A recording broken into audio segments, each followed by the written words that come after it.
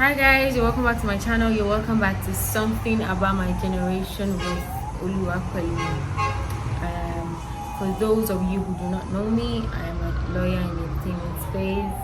I am an entrepreneur, and of course, I'm a YouTuber. I mean, what am I doing here?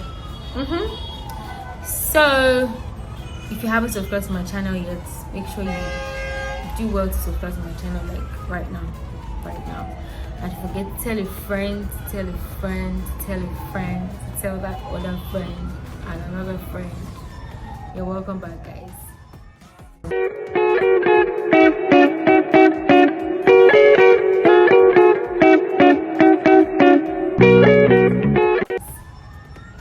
So I think the last video I did there, was it the last video? Which video? Was it the last video? Yeah, I think it was the last video that I was talking about red flags and how I feel like we are not making choices any different from the ones that came before us, that we so dread and we're so quick to attack. How I felt like the choices that we eventually were making were not any different. Well, I got some feedback and I got some yadi in my comment section. Yeah.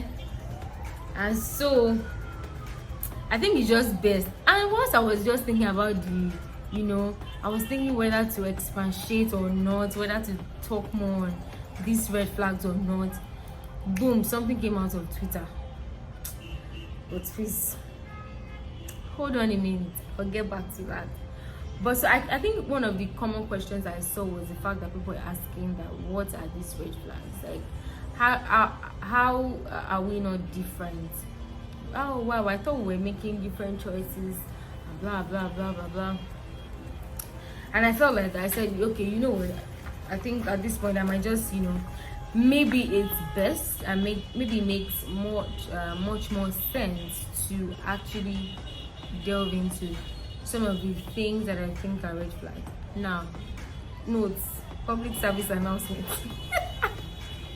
Disclaimer, these are solely my opinions. They are not in any way signed, sealed and delivered. Yo, these are solely my opinions. Please kindly ignore that noise from the pit of hell. Just kindly ignore that noise. Yeah, so for me, 1, 2, 3 things are very important. I know that boy meets girl, the chit chat, La La Land, she's in love, he's in love, gets her flowers. Those things are very cool.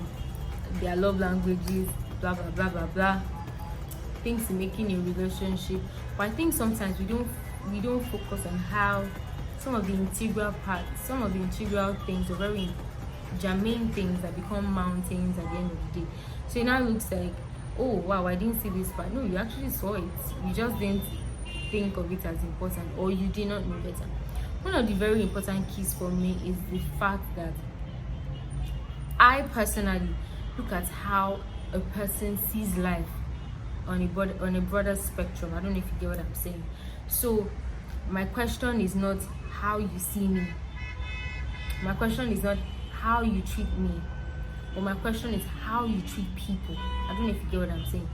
You can treat me and be the best to me because you're toasting me, or because you love me, or because, let's say, allegedly love me, because it's like you don't even know people that love you.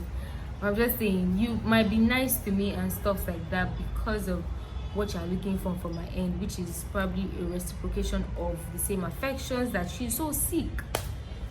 And because of that, you could be Mr. Nice, you could be opening my door, you could be cooking for me, or better still, you could be washing my undergarments like new in Big Brother house.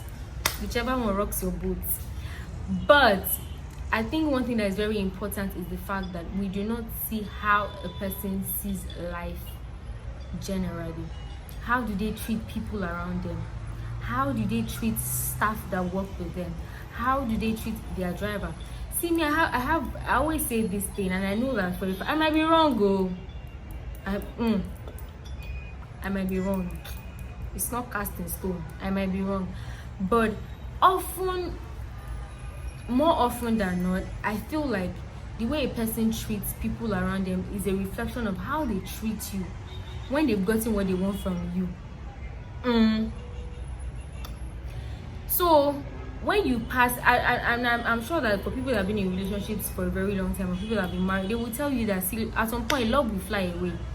It's probably the foundation that would remain, maybe the friendship that you both share, or the communication that you have made the bedrock of your relationship, that will stand the test of time. So what happens in that time when he does not necessarily think that you're the most beautiful girl in the world because maybe you've had 1 or 2 children and your tummy is bulging out, or maybe he doesn't necessarily love you at the moment as much as he should, maybe because you were having one disagreement or the others, which cannot be helped. See, I have 2 younger sisters and we fight like nobody's business. As human beings, twin or not, husband and wife or not, you guys are bound to have disagreements at one phase or stage or the other. So what happens in the time that you don't necessarily feel like you love this person? What happens in that time when that person is suddenly not as attractive as he used to be to you? Maybe because he did something that pissed you off and you're just so vexed. What makes you stand out at that time is the fact that he's a good person. See, brings me back to people that scam people, all the Yahoo boys and whatnot. It's fine, no. Some of them will say they are doing Yahoo Plus, but I'm telling you that for somebody that would think is cool enough to make money off kidnapping another person, or for somebody that thinks it's cool enough to make money off defrauding another person, you'll be the next that they will defraud, because that's how they see life. You will get to a point when all options are out of the way and the only option left for you is you. When the Baba tells them, okay boy, we need to do more to make money, ignore that noise, please. The only option that is left for them is you, because of one singular factor: how they see life. How they see life on a larger spectrum. Do they feel like this money must be made whichever way, however way, and by whatever means? Do they feel like, oh, if we have to kill somebody, and you now be hearing things like, oh, we can kill any other person except for people in my family? It's a lie. That's how they see life. The pressure has not just gotten to a point whereby they are ready to use. It just has not gotten to your turn. Turn by turn, no. Now so life be, I say. And if they are rude to their staff, they will be rude to you. There are no 2 ways about it. If they beat their staff, they will beat you. If they maltreat their staff and they talk anyhow to their staff, they will do the same to you. Don't feel like you're one special angel because you have figure 8s and you're the talk of the moment you're the rave of the moment. So how a person, what I'm trying to say is how a person sees life on a larger spectrum. Are they genuinely good people, not because they love you, but because they are good to people regardless of race, regardless of color, regardless of social status, regardless of anything? Are they genuinely good human beings are they genuinely good human beings generally? What do they think of when they hear a human being? What comes to their mind? So those type of people, if they cannot do certain things to any human beings, now you that they will not come of it. So I think these things are very important, are very, very key, and people tend to mix things up a lot. Please check their families and their ideology. Oh Jesus. Oh lordy. I cannot overemphasize this. Check their family. Louder for people at the back. I think I need to shout so that you can hear. Check their family and their ideologies that is obtainable in their families. These things are very key. Because at the end of the day, we're all products of our backgrounds and of our environment. And where we come out from, our backgrounds are the ones that shape us, are a determining factor in eventually how we the human beings that we grew up to be. Now, don't get me wrong, I know that some people, life gives them lemon and they make lemonade out of it. The people come out of really bad families and they make, when I mean bad, I don't mean financially, guys. Let's keep that in mind. I don't mean financially, but like I mean that bad as in, you know, there are some families that God don't even want your enemy to enter because of how they are, their wickedness there, backward thinking there, everything just there, patriarchy there, it's just there in their house. Now, I know that people can grow up and change and whatnot. After all, change is the only constant thing in this life. Yes, you know what, that one self day. But I'm saying that half of the time, human beings are very set in our ways, in the way we have been taught to do things. I don't even care what I'm saying.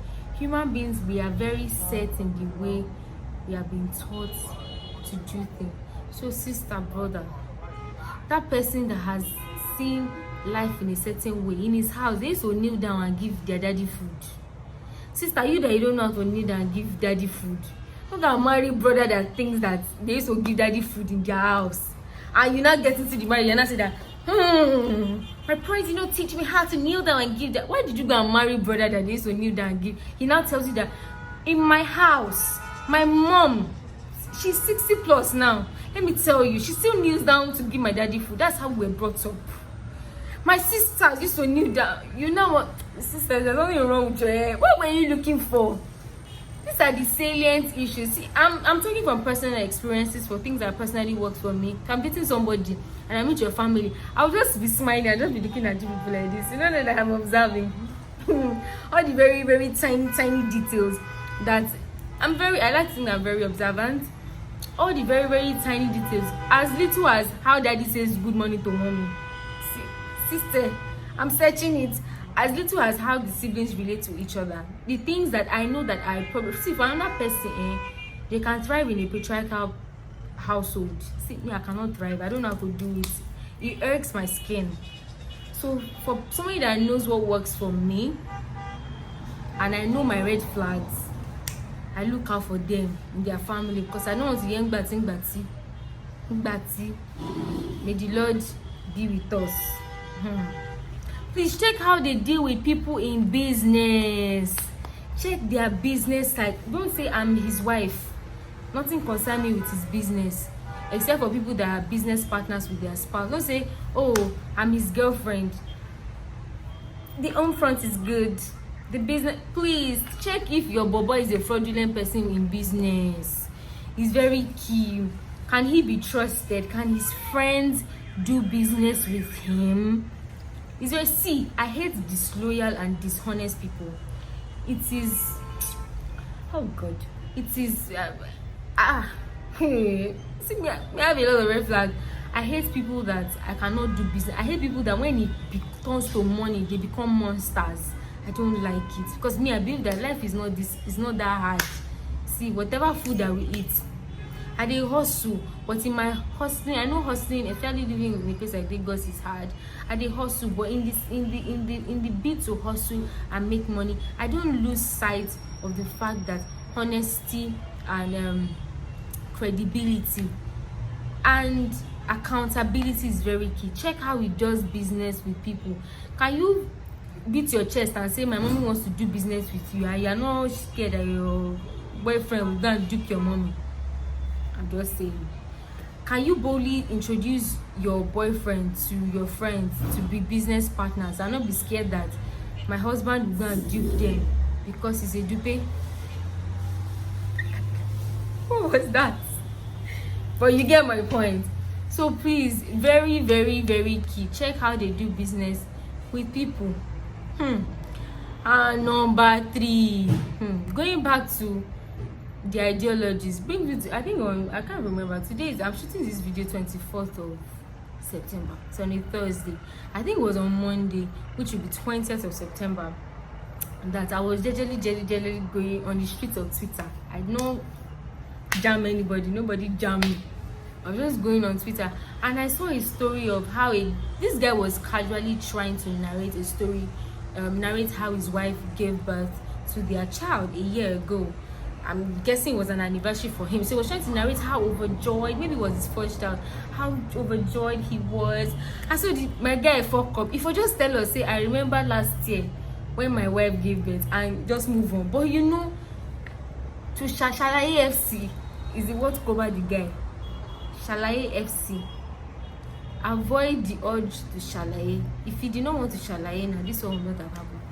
So my guy said, so last year, I was at the bar with two of my friends, chilling, and over a bottle of Isiewu, when my wife called me and said, I am true. Now this place off me.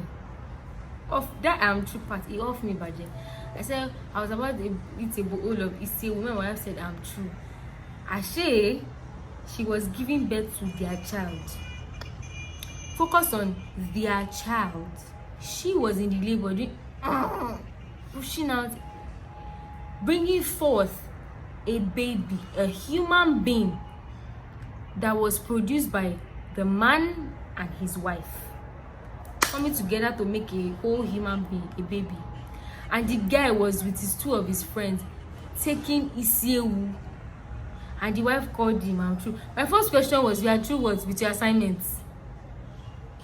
I don't understand. Or you are true with drinking? What is she true? Maybe she wanted to say she was true with the marriage, because I can imagine somebody leaving me, I'm giving birth, somebody not saying that it's with Isiewu. I say, I'm going to eat Isiewu, just be eating Isiewu and be going. Just be eating Isiewu. The guy that had the function to say that after the Isiewu, once he was so overjoyed that he could not eat the Isiewu again, he had to request for takeaway.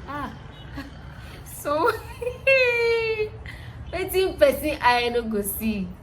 I'm like, even took takeaway. See, when I thought of that, I said some of the things that we feel make sense as men, as patriarchal. See, I know that society is patriarchal, but some of you still do not have brain. This is why I'm saying this. And I asked somebody on Twitter, back and forth. It was really irritating for me. I asked a question. One guy was really backing it up and was really saying a lot of things. So I asked him a question. I said, guy, if you were in the hospital and your wife was in the bar with her friends, hanging out over a plate of Isiewu, how would you feel? And I told the guy, I said, please personalize this thing when reading it too, so that you see how stupid and cold-hearted you sound by even trying to defend this. My guy off. The guy don't feel reply me. Because it makes no sense. It's just like my mom is in the hospital or my dad is in the hospital and I'm eating Isiewu with my friends.